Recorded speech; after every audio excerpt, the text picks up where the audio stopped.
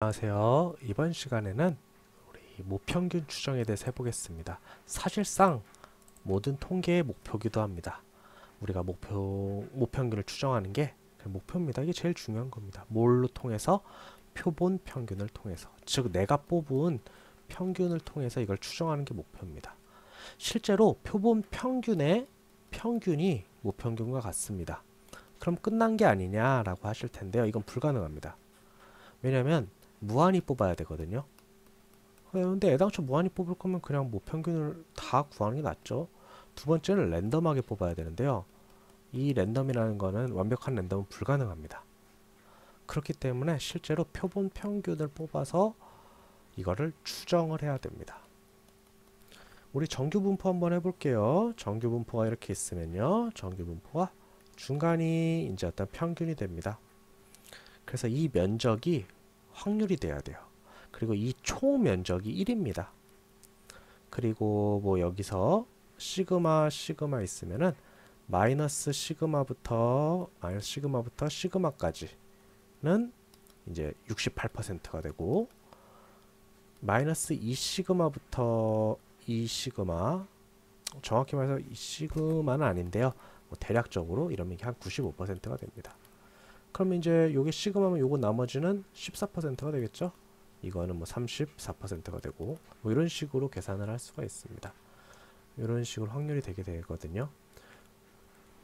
그래서 우리는 요걸 채택하게 됩니다. 이거 정확히 말씀을 드려서 1.96입니다. 1.96이 되는데 하여튼 마이너스 1.96 시그마에서 1.96 시그마 안에 든다면 예를 들어 여기가 1.96 시그마고요. 여기가 마이너스 1.96 시그마면 요 사이의 면적은 95%인 겁니다. 이 바깥에 여기는 이제 양쪽은 2.5%씩이라서 사실상 조금 특이한 케이스입니다. 우리가 실제 생각을 많이 안 하는 케이스예요. 우리가 정확도 95%만 돼도 상당히 설득력이 있고요. 사실 이런 얘기를 평상시에 하면은 대화가 잘 안 돼요. 아니 이런 우리가 일반적인 얘기를 해야 되는데 아니 나 이런 것도 봤는데 이런 것도 있는데 이렇게 극단적인 예를 드는 사람들하고 말하기 싫어지는 거거든요. 우리가 상식선에서 항상 말해야 됩니다. 그런 측면이라 생각하시면 돼요. 그래서 요런 면적의 의미가 있다라는 것을 알아두시면 좋을 것 같습니다. 그래서 우리가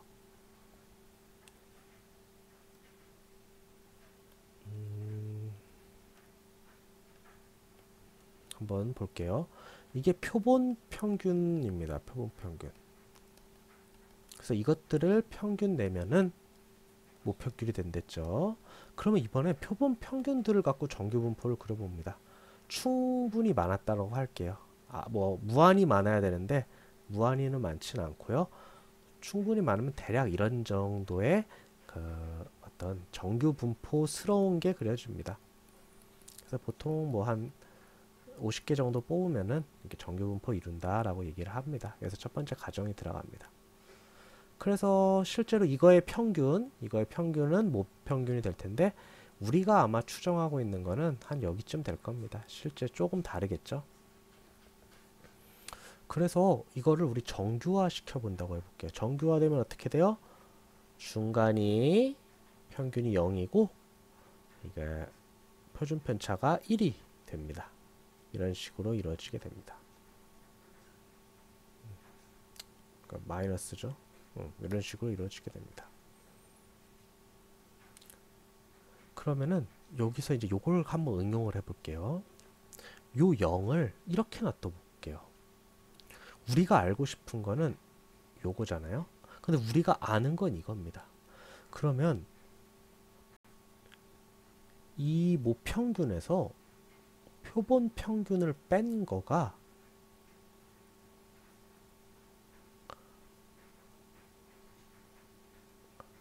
여기 만약에 1.96 표준 표준 편차 안에 든다면 1.96 표준 편차가 아까 95%라고 했죠? 그럼 우리가 얘기하는 거는 이거일 가능성은 95%라고 보는 겁니다. 상당히 설득력 있죠? 왜냐면 이게 0이 될 확률이 95%라는 거니까. 근데 여기서 좀 한 가지 주의해야 될 점은 요거 시그마도 그냥 시그마가 아니라 우리 이전에 했던 루트 n분의 시그마가 되겠죠? 우리 그 표본 평균의 분산이니까요. 그래서 요거 같은 경우도 이렇게 바뀌게 됩니다.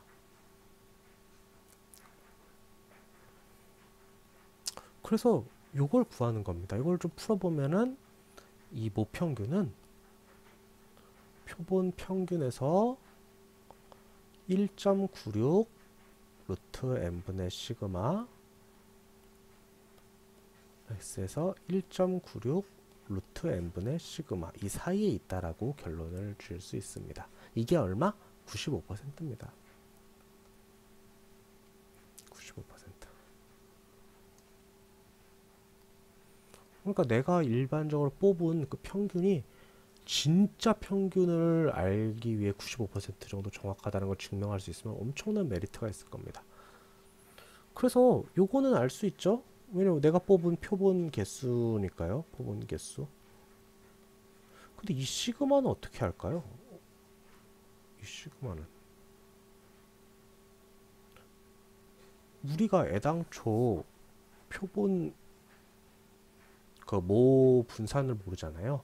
그래서 이거는 여기서 좀 가정이 들어갑니다. 충분히 많았다면은 이 표본 평균 뽑은 것들의 그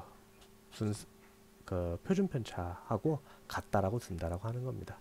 그래서 1.96 루트 n분의 s 이렇게 보게 됩니다. 여기서 좀 약간의 억지가 들어가는데 실제로 개수가 좀 많이 하게 되면은 특히 n을 많이 뽑으면은 이거를 같다라고 둬도 된다라고 이렇게 좀 가정을 하고 들어가는데 실제로 비슷해지기도 합니다. 그래서 이런 식으로 해서 추정을 하게 됩니다. 한번 실제 예시 코드를 통해서 한번 풀어보도록 하겠습니다. 네, 그래서 numpy 일단 써보겠습니다. 그래서 임포트 해주시고요.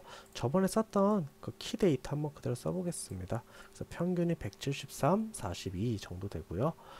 샘플은 이제 저번처럼 랜덤에서 10개만 뽑아보겠습니다. 그 다음에 요거의 평균 구했고요. 그 샘플의 표준 편차를 구했습니다.